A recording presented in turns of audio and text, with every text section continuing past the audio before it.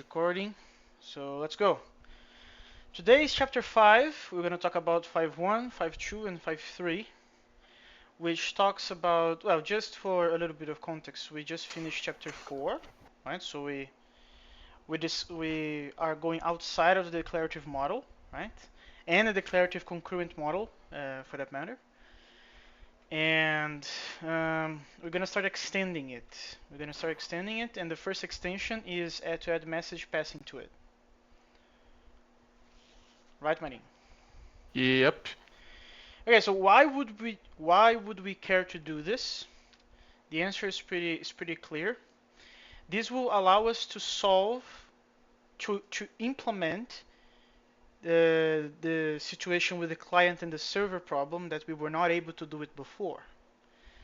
Because before, if we had two clients in a single server, it would be required to have a deterministic order from which the clients can send message to the server, because that's the only way to keep it declarative. But if you don't have that requirement fulfilled, you need to get out of the declarative model, which goes into this thing. So that's why we're Yep. doing it. It's because we are trying to solve that problem that we were not able to solve it before. Yeah, we want to be able to have multiple clients that actually don't coordinate with each other. Yeah, so the extended model is called the message passing concurrent model. Since this model is non-deterministic, it is no longer declarative. The client-server program can give different results on different executions because the order of client sends is undetermined. So that's why we're doing it. So how are we going to do it? That's a very good question. So we're going to do it by introducing two things. First, introducing ports, and then we're going to talk about port objects. So what is a port? A port is an entity that has two operations, which is creating a channel. So when you call this, you're creating a new port on the entry point P and the stream S. So this stream is the same stream that we've seen before, right, Marinho? So this is different lists, essentially. Basically, yeah, this represents it's the serialized sequence of messages that were sent to the port. So this is how you would go about reading it, So right? this is the You queue, just, essentially. yeah, it's basically we're basically implementing a queue by having this port, which is a mutable object that always points to the end of the stream. And the Mm-hmm. stream is just a normal stream with unbound tail Yep, variable. yep. And we're gonna access it using P, right? And then the kernel language built-ins will look like this. So it's exactly everything we've seen before, plus the ability to create a port and the ability to send something to it. And it's not written here, but we also have the waiting, right? So we are waiting for something to be there. Waiting just reuses things that we already had, right? Because it's just a normal stream with normal unbound variables that the port object is responsible for binding. Yeah, so it's literally the await or is that we read before, but it's not explicitly written in here, I guess. Well, technically we don't really need. Actually, is wait a primitive? I know is that needs to be a primitive, right? But wait, I don't remember if it is. Now we're gonna use wait today, so I'm assuming it is, and here we are just like filtering the most important portions of the kernel language, so like normal stuff plus what we are just about to look into. Oh, I think actually wait can be implemented in terms of if, so that's why it's not here. It's not actually technically a primitive, right? Ah, I see. So you can just rewrite wait using ifs. That's fine. Okay, and then we have the send, which appends X to the stream corresponding to the entry point P. Successive sends from the same thread appear on the stream in the same order in which they were executed. This property implies that a port is an asynchronous FIFO communication channel. Very, uh, as we might expect, right? So in here in the REPL, you can just declare these two things. You can create a port. You're gonna use you're gonna be poking into the stream to see the queue being built, and then you can just use P to send stuff to it. So after you do these two lines, in the window that you're gonna be having in there, we're gonna have these things. So you have an A and a B and the unbound tail. Doing more sends will extend the stream. saying, say the current end of the stream is S. Doing this will bind S to this, and now S1 is the unbound end of the stream. Internally, the port always remembers the current end of the stream. The end of the stream is a read-only variable. This means that a port is a secure ADT. Um, nothing surprising so far. Yeah, this all makes sense. Yeah. So let's go to the semantics of ports. The semantics of ports is quite straightforward. To define it, we first extend the execution state of the declarative model by adding a mutable store. So now we have two stores, right? Yep. And I think it's actually very important to mention that the second store uses portions of the first one. Yeah, you can have references from the mutable store to the immutable one, and vice versa, actually. But I don't think it, well, it's not written vice versa. It's definitely saying that the things in here, the x and the y, contained in the mutable store, they need well, to appear in the immutable one. oh right. Technically, actually, yeah. To be more precise, any reference to the mutable store is actually indirect because you don't refer to anything in there directly, like the actual mutable cells. You just refer to their names, which would be Yes, P1 and yes, P2 in this case. yes. And that's why they need to appear on the first one, because that's where we have the references to those names. Then, okay, let's read this part. Next to the single assignment store, which we have seen before, we had a new store mu called the mutable store. This store contains ports which are pairs of this form, where x and y are variables of the single assignment store. The immutable store is initially empty. The semantics guarantees that x is always bound to a name value that represents a port and that y is unbound. We use name values to identify ports because name values are unique, unforgettable constants. The Unforgeable. unforgeable constants, sorry. The execution state becomes a triple or a quadruple if you add the trigger store when we seen laziness before. Yeah, and then this is the step by this is operational semantics. So this is what it happens to the VM when you execute this, and the same applies for send. Um, to be completely honest, I'm not saying this should not be here, but I'm not as interested in like completely fully getting comfortable with this because I think the port objects are way more interesting than okay, what happens in the VM. Okay, just implement this English. It's fine. I mean, technically this gives you a more precise semantics, but yeah, I can see your point. This is more interesting to language designers than to users of the language, right? Yeah. Like again, I'm not saying this should not be here. This should be here if someone is trying to implement this in their own free time. But my take is that the port objects are way more interesting. Oh, and of course, reachability needs also to take into account because of memory management. So if a variable is reachable, a variable y is reachable if the mutable store contains this pair and x is reachable, because this is the mutable store is essentially working as a dictionary. So if you the value is only reachable if the key is reachable, and vice versa. If the key is unreachable, then we can remove the pair altogether. And then a port object. So a port object is a combination of one or more ports and a stream object. These extend stream objects in two ways. First, many-to-one communication is possible. Many-to-one communication is possible. Many threads can reference a given port object and send it to it independently. This is not possible with a stream object because it has to know from where its next message will come from. Second, port objects can be embedded inside data structures. This is not possible with a string object because it is referenced by a string that can be extended by just one thread. Yeah, we've seen this before, that when you were doing like concurrency and at least one thread binds the tail, everybody else gets notified that the thing is done. Yeah, Um, and other people can't bind the same tail, right? That's the key point here. repeat that, Other please. threads cannot bind the tail that was bound already. You have to bind the next tail, right? Which is it has been established by the previous binding, which means it's This is yeah, gonna throw an exception. it kind of can only happen once, right? That's a rule with data flow variables. Yeah, to be completely honest about that, it's not really clear to me. That's my first question, actually. What you said, like, that's correct. The advantage of port objects in comparison to stream objects is that we can bind more than once.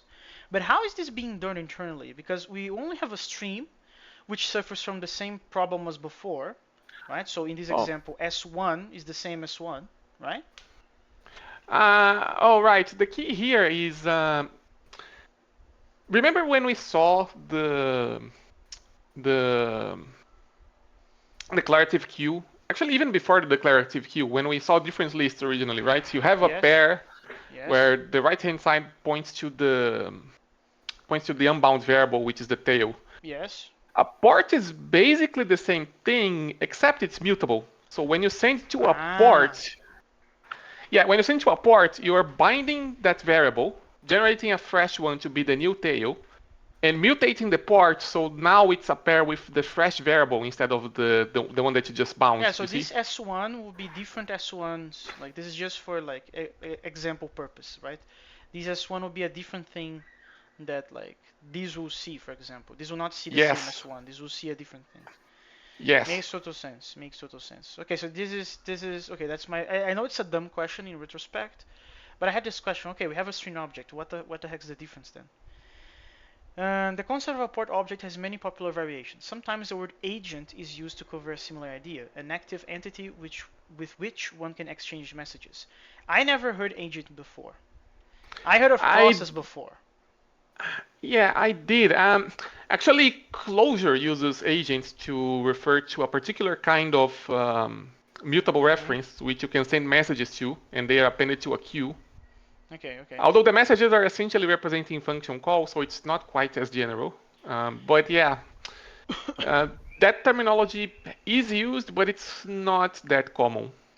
The Erlang system has the process concept, which is like a port object, except that it adds an attached mailbox that allows to filter incoming messages by pattern matching. I think I was confused by this. We already have an attached mailbox. We just don't have the convenient filtering system. Yeah, at some point later in chapter 5, we actually talk about Erlang and we see an implementation of a mailbox in terms of ports. So yeah, we are going to see that later. Yeah, but to me, we already have it. We just don't have the filtering. So I want to know the difference more pedantically. What is the difference between what the authors are calling a mailbox and the stream? The difference is that when you pick a message by pattern matching, which is not the first message, you have to remove it from the stream, right? Yeah. And you need to manage the fact that, okay, I just removed this message, but it's not the first one. So what do I do with the prefix of the string before this message? You have to manage that somehow, right? Oh, but that in Erlang this is managed by the runtime. Yeah. I see the difference now. Another often used term is active object. It is similar to a port object, except that it is defined in an object-oriented way by a class. In this chapter, we will use only port objects. Uh, okay, so more details about it. We can send and receive messages. Port objects can create new port objects. Port objects can contain messages containing references to other port objects. This means that the set of port objects forms a graph that can evolve during execution. Port objects can be used to model distributed systems, where a distributed system is a set of computers that can communicate with each other through a network. Each computer is modeled as one or more port objects. A distributed algorithm is simply an algorithm between port objects. So in here, we are again in a REPL. We declare these things, this piece. Then we declare locally these S's. We create a bunch of ports, and then we make this thread that is essentially doing something with all of the stream objects of the port objects. The thread contains a recursive procedure RP that reads the port streams and performs some action for each message received. Sending a message to the port object is just sending a message to one of the ports. Here's an example port object with one port that displays other messages it receives. Um, so yeah, so you basically create a port. This is where the data is going to be stored, and then you use the for all. I think we already seen this before when we did the for. Yeah, this is the for Yeah. all. Yeah, this is the desugaring of the for loop, basically. Yeah, And then with the for loop syntax, just looks like this. Nothing too fancy. Doing this will eventually display hi. We can compare this with the string objects of chapter 4. The difference is that port objects allow many-to-one communication. Any thread that references the port can send a message to the port object at any time. The object does not know from which thread the message will come. This is in contrast to stream objects, where the object always knows from which thread the next message will come. Yeah, makes complete sense. This is non-deterministic. The declarative model mandates determinism, so we can do it now.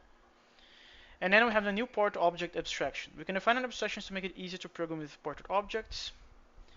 It's going to have only one port. So to define the port object, we only have to give the initial state init and the state transition function fun. This function has this type, where ts is the state type and tm is the message type. Yeah, so this is essentially doing like this is essentially a fold, right? And we are folding on the stream object. So this is the Basically, yeah. init. This is the init value of here when we start the loop. This is the initial state, and then we're gonna receive this is the stream. Well, this is gonna hold until this is done. And here I have my second question. What the heck is this, right? We only seen a Here function with 2 arguments. This only has 1 argument. we have seen a procedure with 2 arguments. Remember that if you pass one less argument, you can treat that as a function. And the second argument is actually the return value, quote unquote. Okay, so this is a curried version of new port that is not being depicted in here. No, this is new port, except the second argument is implicitly this is an expression context, right? Because this is a function, which means the second argument is basically the return of the expression. Yeah, but OS doesn't have automatic currying, so I don't This is follow. not currying. We are actually returning the port that would be the second argument. Ah, I see. I see. Yeah, remember how the desugaring for functions works. It's basically a procedure, except the place that would hold the last argument of the procedure is elided. And instead you create a variable and you bind it to whatever. Well, you put it in place of the call. Yeah, basically. there should be a footnote about that because I already forgot about it. But you're right. Okay, so that answers my question. This is not like another different version of the function. This is just the entry point. We are returning the entry point. Cool. Cool. So what are we doing here? We in the loop procedure, we do a pattern matching on S1. We grab the message. This is going to be unbound, the unbound tail, and then we just call ourselves applying the message to the function that we received, the folding function, and the accumulator, which in this case is the state. And if we're done, we just return new, and there is that. Some parts are purely reactive; they have no internal state. So this is like a fold, and this is a for each. Basically. Yeah, so we're basically processing each message individually, and probably this will do some sort of side effect. There's no state transition function, but simply a procedure that is invoked for each message. Makes complete sense. By the way, that new port object, the original one, where you have a state. Yeah. If you ignore the mailbox pattern matching from Erlang, right? If you always take the first message, you can actually already desugar an Erlang function that takes and receives messages into this. Yeah.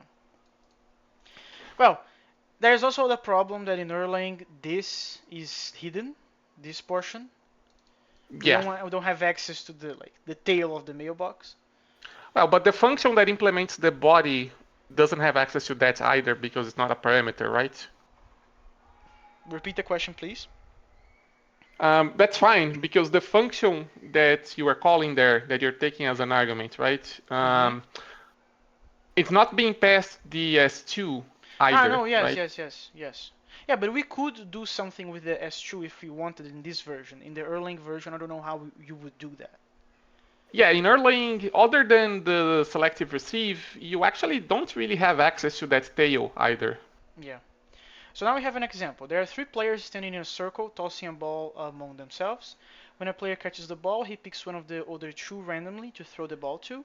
We can model the situation with port objects. Consider three port objects where each object has a reference to the others. There is a ball that is sent between the objects. When a port object receives the ball, it immediately sends it to another picked at random. Figure 5.2 shows the three objects and what messages each object can send and where. And this diagram has a name. It's called a component diagram. I wonder if in the Erlang GUI, like the one that you can spawn out of the REPL, if they actually have this nomenclature for the diagram.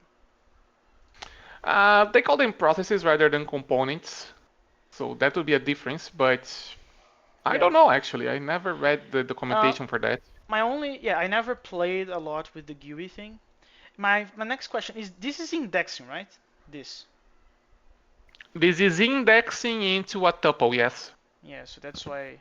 Well, into a record, I should say. I think later we're gonna say record instead of tuple for this. Well, yeah, technically it could be an arbitrary record. In this case, it's a tuple, right? Yeah, what I'll be doing here is pretty simple, right? So, well, the player, each individual player needs to know the other ones, and then the new port object true. So this is the port object true, which means that we don't have state. We only do for each.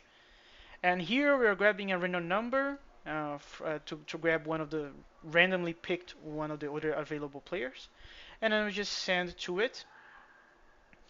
And this is indexing in a very weird way. It took me a while to notice that this is indexing. I was very confused.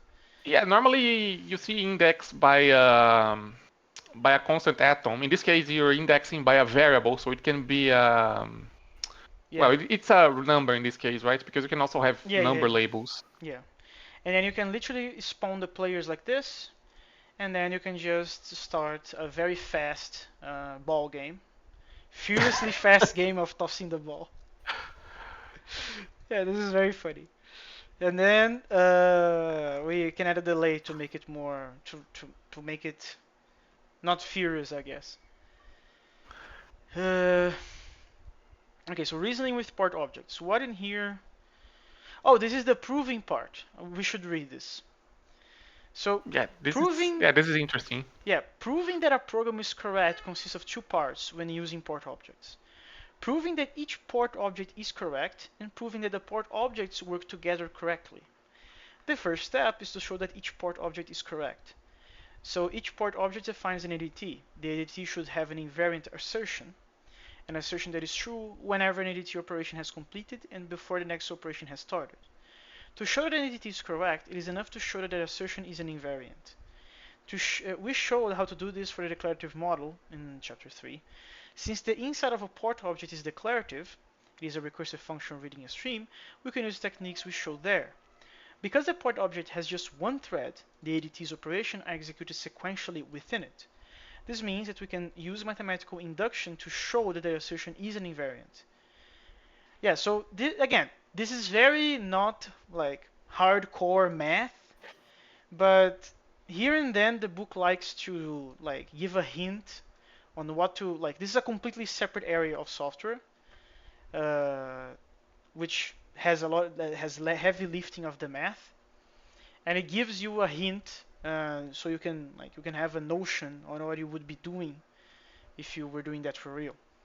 So in this case, you would do induction where when the port object is first created, the assertion is satisfied. If the assertion is satisfied before a message is handled, then the assertion is satisfied after the message is handled. And this is true because the operational semantics, we're kind of like assuming that they already have been verified to be correct. So the Yeah. only thing that happens before and after is the operational semantics procedures. And because they are being assumed to be right, this is also right. Yeah, you have to basically prove that you assembled your procedure correctly, and this is the second step, right? And since we're assuming that the primitives are correct, then as long as you assembled the procedure correctly, then you should be able to prove Yeah, this, but that's right? kind of like I think I told you this before. This feels kind of cheating, right? Because the heavy lifting is being done by assuming that the primitives are right. Well, But we have like, to assume that the primitives are right at some point, right? no, somebody needs to check if the primitives are right. We are not doing that because we are trusting the authors that they did that. So it is correct because we trust their word. But in theory, we should have to prove that as well. Well, Uh, but then the question becomes, okay, what about those guys who are implementing the primitives? They are using primitives as well, right? no, yeah, but there is a stack of proofs in here. When you start with the whole kernel language on chapter one, they should have gone to like I don't know, cock or lean or whatever and proved it, and then after you add more stuff on top of it, you have two options. You either have verification via simulation, which is what I did in my masters. So like you have a model that you have proof it is correct, and but you don't know if the model plus the extension is correct. In verification via simulation, you don't prove it again because that may be expensive. You just have a very exhaustive test suite that you can poke with it, and if the test suite is right, you assume that the model plus extension is right. That's what I call the lazy way to do it. And the real way to do it is to reprove it. I'm assuming the authors did one of those, maybe both. Who knows? Well, the book actually mentioned this way back, and I don't remember the chapter. I think it could have been chapter one, or two. It's been a while, but yeah, that is true, Lebons. You are correct. Except if you want to be pedantic, you also have to go down to the hardware as well, right? Of course, Um, of course. and that may not be trivial. Yeah. Um, okay, so the next step is to show the existence of the invariant shows the port object itself is correct. Now we need to do the proof of the interaction between ports.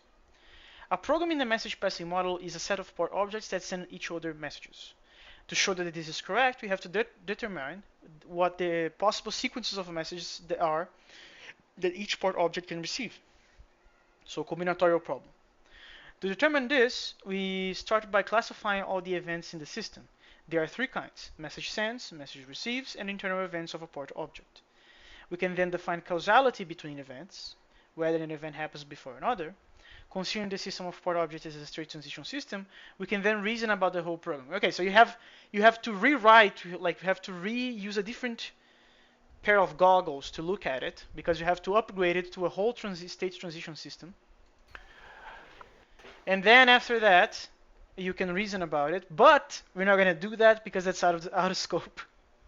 I mean, it I mean, does refer to other books. It's just, well, distributed programming is hard. yeah, no, I'm not complaining. Okay, and now we're gonna go to simple message protocols, which I confess I was very ignorant about those specifically. Um, so the key word in here is simple, right? And it starts by saying most well-known protocols are rather complicated, such as the internet protocols, so TCP, TCP/IP, HTTP, HTTPS, probably UDP as well, although UDP is a transport protocol. But in comparison to these things, even UDP is hard, I guess.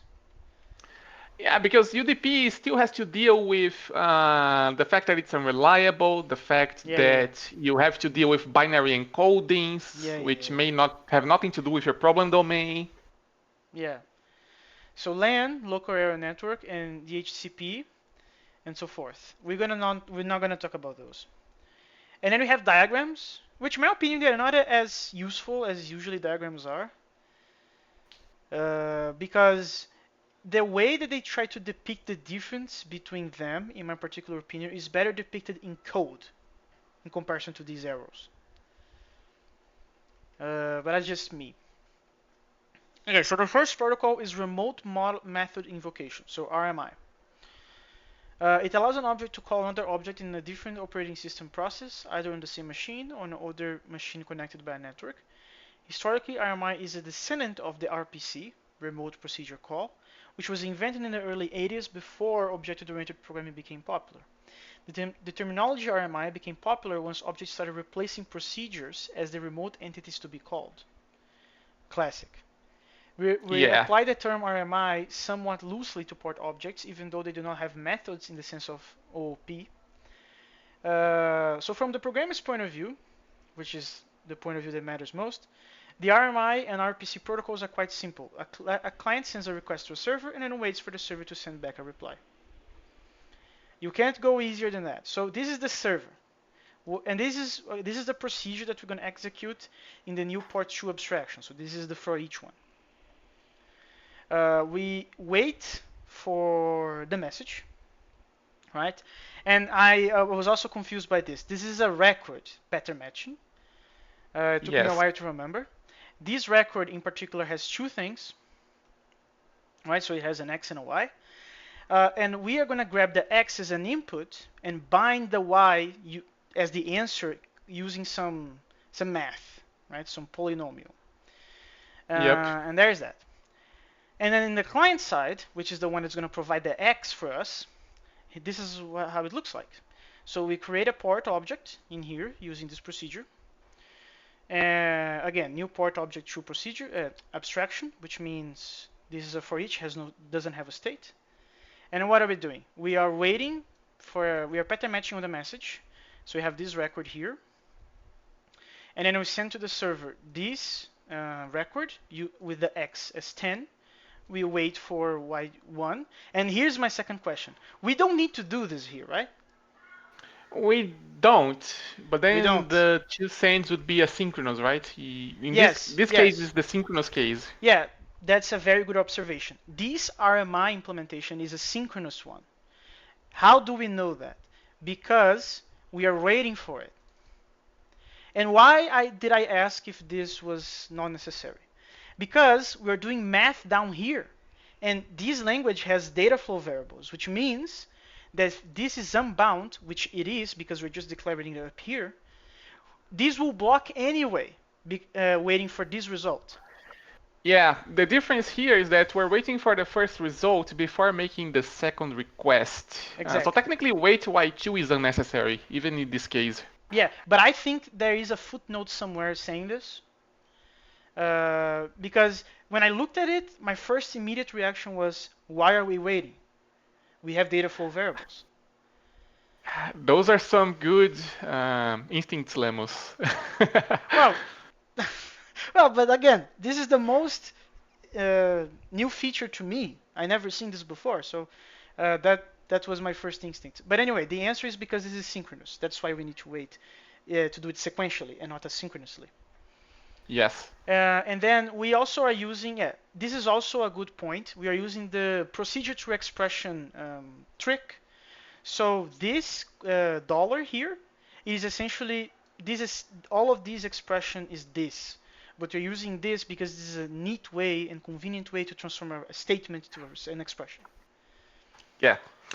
Um, just another observation here before we move on. Sure. It's kind of funny that with data flow variables, the asynchronous case is actually easier to write. Normally Yeah, it's the well, opposite, right? yeah, but this is only true because you're already used to data flow variables, right? Like if Yeah. you don't know what those things are, right? And you are just jumping to the language. This will make way more sense because you already have seen sends and waits before in other, I don't know, industry standard programming languages. If you go to the asynchronous version, it's only easier for you and to me because we already are used to it. Like our mental models, like have you tried explaining data flow variables to somebody that never heard of them and without having read the book? I tried, and they got confused pretty fast. So Hmm. that's why. So in this example, all messages are executed sequentially by the server. So what is happening? We first do the send, and then this server up here receives that, right? Receives this record, this tuple. It binds these two things with the destructuring thing, and then it binds the y because y is unbound, as you can see here. This doesn't have a value, and then we added a value to it in here, and then This wait waits for the y1 to be bound. So that's how that works. Uh, some RMI implementations do things somewhat differently. They allow multiple calls from different clients to be processed concurrently. This is done by allowing multiple threads at the server side to accept requests for the same object. The server no longer no longer serves requests sequentially. This is much harder to program with. It requires the server to protect its internal state data. We will see this later. In this example, the client and server are both written in the same language and both execute in the same operating system process. This is true for all programs of this chapter. When the processes are not the same, we speak of a distributed system, which we're going to see way later. The programming Yeah. techniques of this chapter still hold for this case, with some modifications due to the nature of distributed systems. It can happen that the client and server are written in different languages, but we still want them to communicate. There exist standards for this, the Cobra architecture. This is useful for letting programs communicate even if their original design did not plan for it. And then we go to the asynchronous RMI, which the client program is essentially the same, but we don't do the waits. And why? Because after you do this and you do this, we are going to block anyway because we need to know the value of y1 and the value of y2 in order to do the plus operation. Yes, we will, but it could be the case that we don't block at all. Like we could put y1 and y2 in a data structure that doesn't And block keep and just going, return right? it. And you just keep Yeah, going. and keep going. You make a And then partial value out of that. yeah, and then eventually someone at some point is going to use those values, and then they will block if they are not bound Yeah, you already. can do a whole bunch of stuff between this and this, and the program will still go, like it doesn't matter. Only when you, like, quote unquote need, like this is such a problem because now need has two semantics. Yeah. Need in the case of being bound, because there's also the need in the case of laziness, but those are, it's the same verb but means different things. We read this before in chapter 3, so chapter 4, sorry. The message sends overlap. The client waits for both results before doing the addition. Note that the server sees no difference with the standard RMI. It still receives messages one by one and executes them sequentially. Requests are handled by the server in the same order as they are sent, and the replies arrive in FIFO manner. Well, the replies are sent in FIFO manner. Not necessarily they are received in FIFO manner. So RMI with callback. Okay, so this is where we start having, like, we want more power, but then our previous programs were not enough to fulfill that power, so we need to change them again. Yeah. So the RMI with callback is like RMI, except that the server needs to call the client in order to fulfill the request. Yeah, so now there is a ping pong, because, well, ping pong, ping. Now, yeah, because before it was just ping pong.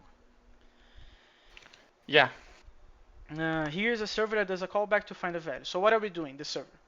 We wait for the message. When we get the message, we try to verify that is the calculation process.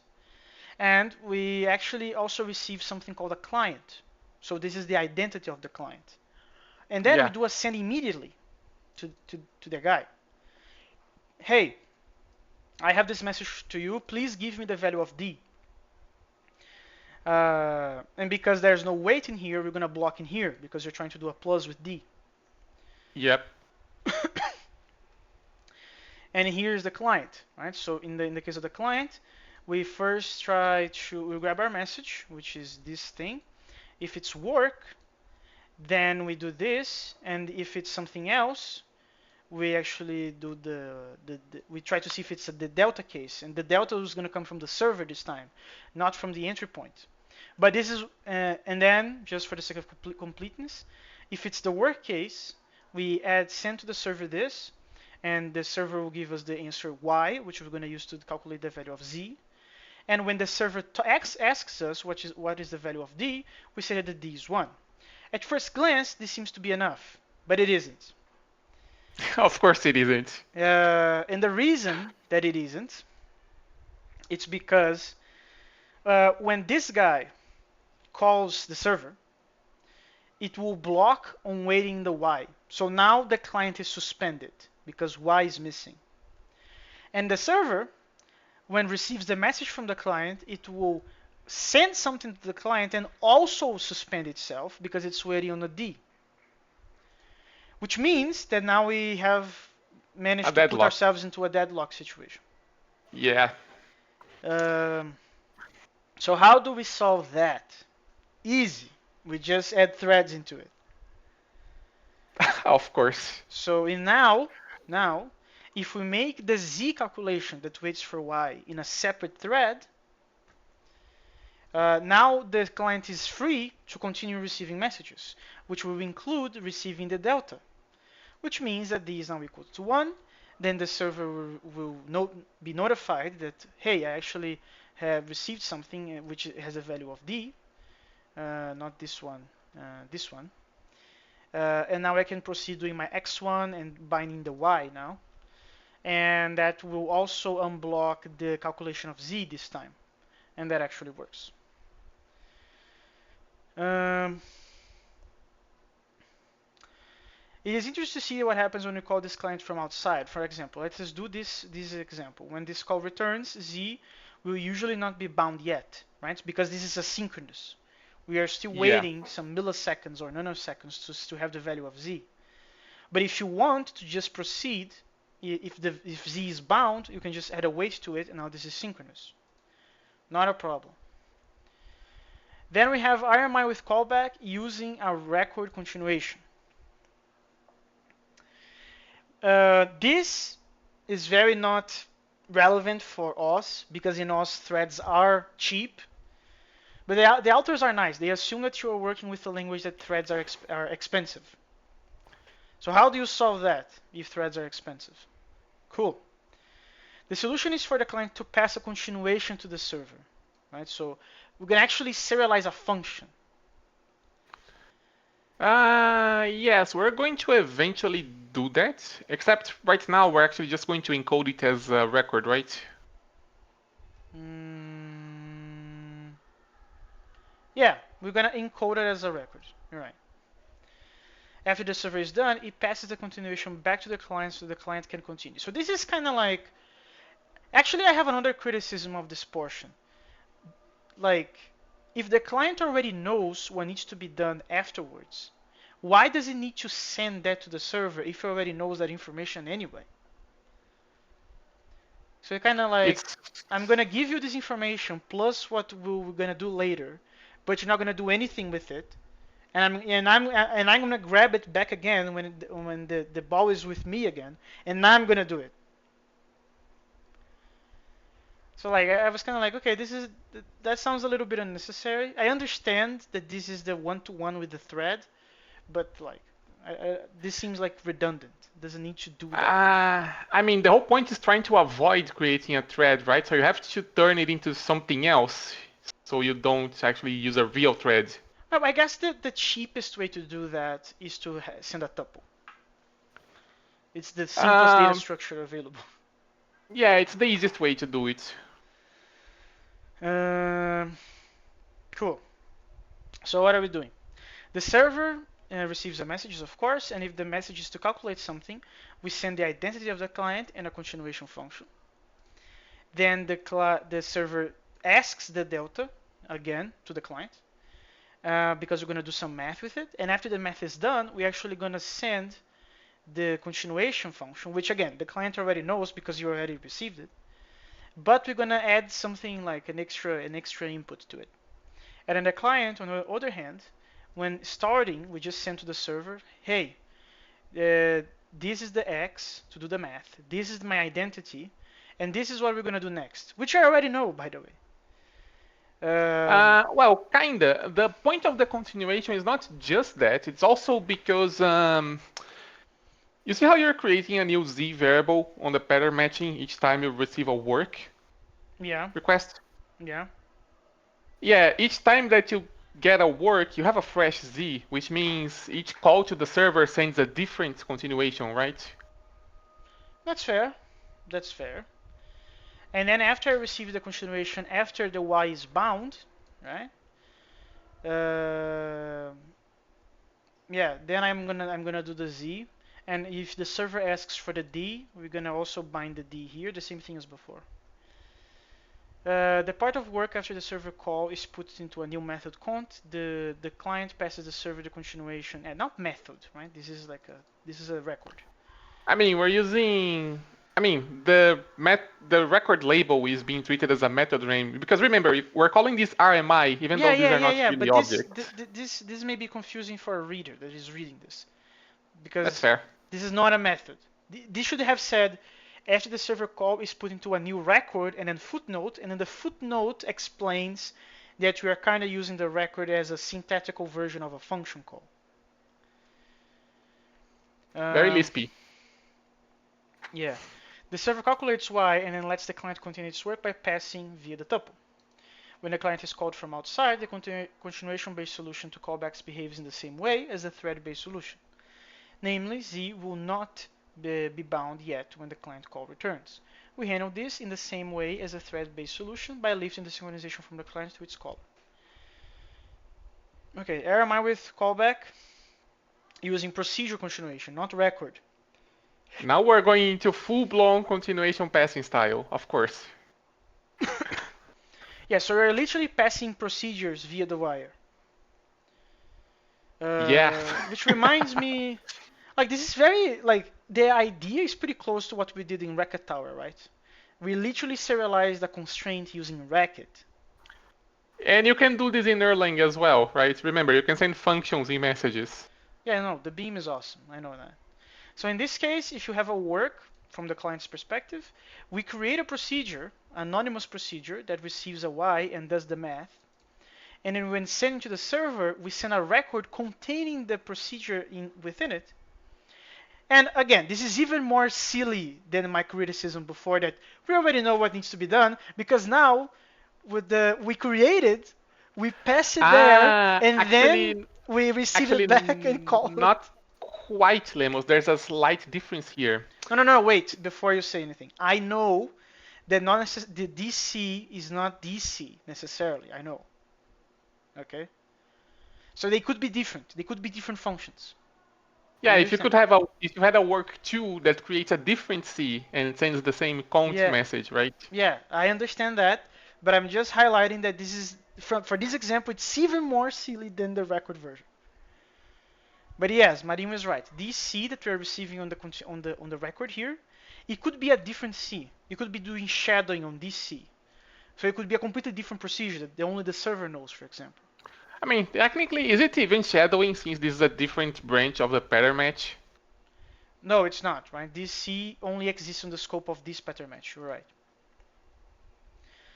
And there goes that. So we can just send procedures via the wire because why not? JavaScript programmers would be proud.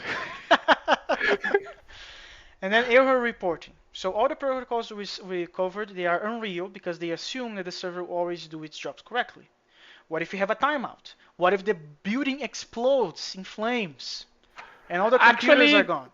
actually, that's partial failure. We don't get into that here yet. What should we do if that's not the case? If the server occasionally make an error? For example, it might due to a network problem between the client and the server, or the server process is no longer running. In any case, the client should be notified that an error has occurred. The natural way to notify the client is by raising an exception. Here's how we can modify the server to do this. So essentially, we have a try-catch in the body of trying to execute, because maybe x is a negative number, who knows? Maybe x is not even a number. Thanks, dynamic languages. Uh, Actually, that doesn't help Lemus because not a number is a thing in floating point numbers. IEEE, whatever the number is. but that doesn't like cover everything that I said. Maybe x is not even a number. Maybe it's a record or a tuple. But what you Well, said that's is true. true even for like even if it was a number. And then we actually have the E to signal if everything went all right, because if it went all right, E is equal to the atom normal. If we had an exception, E is equal to the exception, and the client will be looking into E using the case here. So we send the E unbound variable, and then when we wait for it, and if it's an exception, we just bubble it up for the next guy. And now asynchronous RMI with callback. Protocols can be combined to make more sophisticated ones. For example, we might want to do two asynchronous RMIs where each RMI does a callback. So we can literally, yeah, so this is the server, we need to do the calculation, it asks the delta to the client, and in a separate thread, okay, so the server could be doing other things, it doesn't matter, because it's Yeah. in a separate thread where we're doing the bind of the Y. And in the client process, if it has work to do, it sends two messages to the thing. And then in another thread, we actually are Using the replies. using the replies. What would happen if the server did not create a thread for doing the work after the callback? Then this is synchronous and this is asynchronous. But in this version, both of them are asynchronous. Yeah, it would block, which would not be good because you would never actually answer the second. Yeah, it will never answer the second. Yeah, this guy will be waiting forever. Well, this guy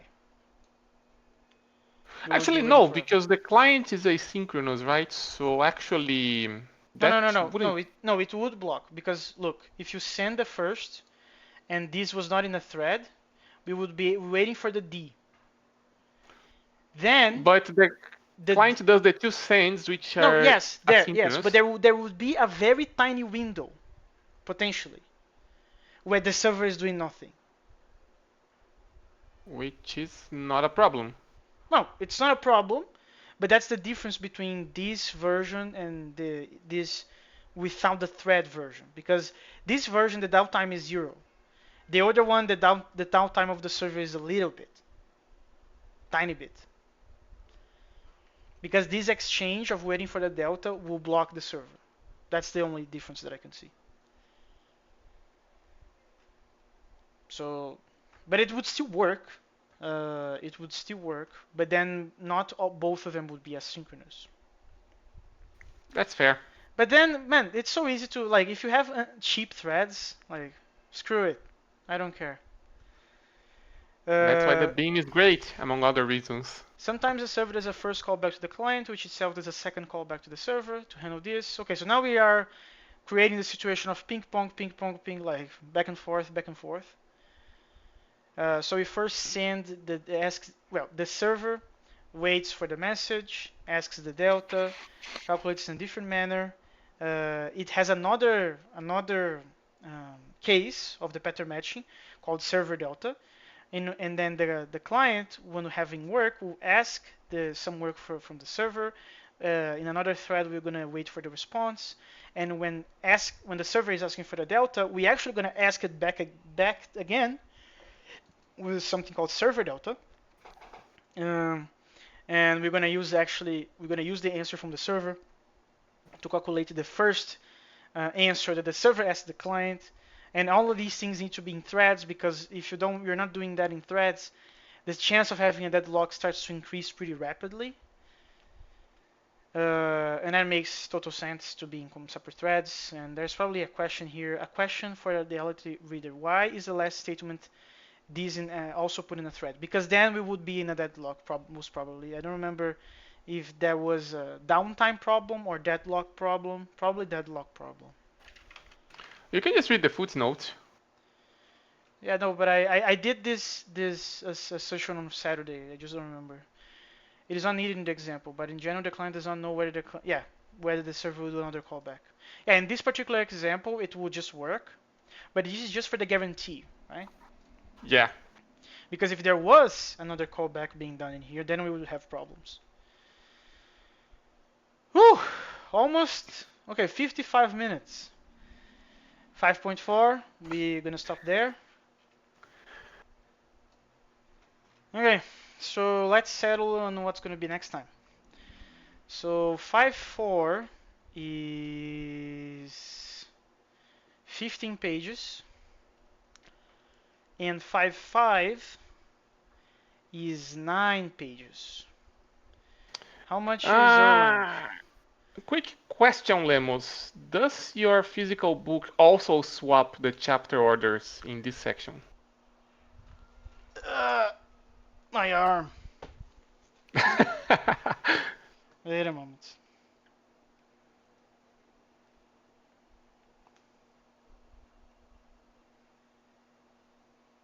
No.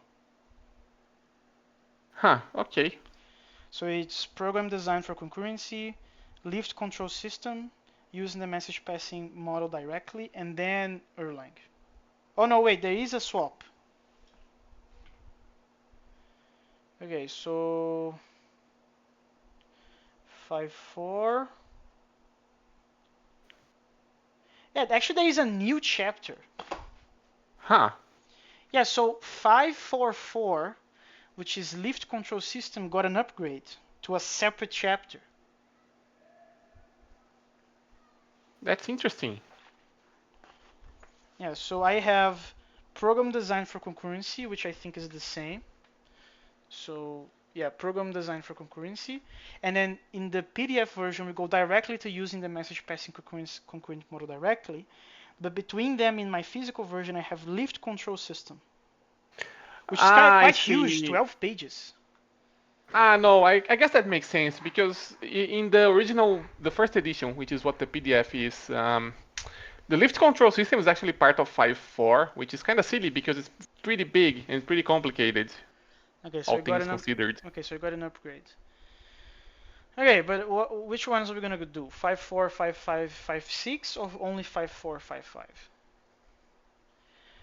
Um, 5.6 is 8 pages. and 5.7 is just like 5, right? Or something. Sorry, repeat the question. 5.7 is like 5 pages as well, or something. No, 5.7 is 5. Oh no, 5.7 is 5 pages. Yeah, we can do Um, 5. Well, 5.6 and 5.7 later we're gonna be kind of too quick, right? Because it's only 13 pages. I think we have a problem. We either do all of it or we split it in half. and splitting it in half means just 5.4, doing. 5.5, and then on next Sunday, and then the next of the next we do 5.6 and 5.7. Uh, Man, that's kind of rough. Yeah, it's kind of The rough. numbers, yeah, the page counts don't quite line up very nicely So here. going from 5.4 all the way to the end is what? 30, 37 pages, doing all of it. Uh, that seems doable, actually. Unless, I mean, the lift control system is kind of, it's a pretty involved example, so we may discuss it quite a bit. So I'm kind of hesitant to say let's do everything. Man, you already read most of it. You are the one to tell me what we're gonna do about it. Make your decision. Let's just do everything, but we may regret that. Okay, so you're actually gonna go everything. Okay. Let's be ambitious. Okay, so 5.4 to 5.7. Okay, I'm gonna finish the recording now.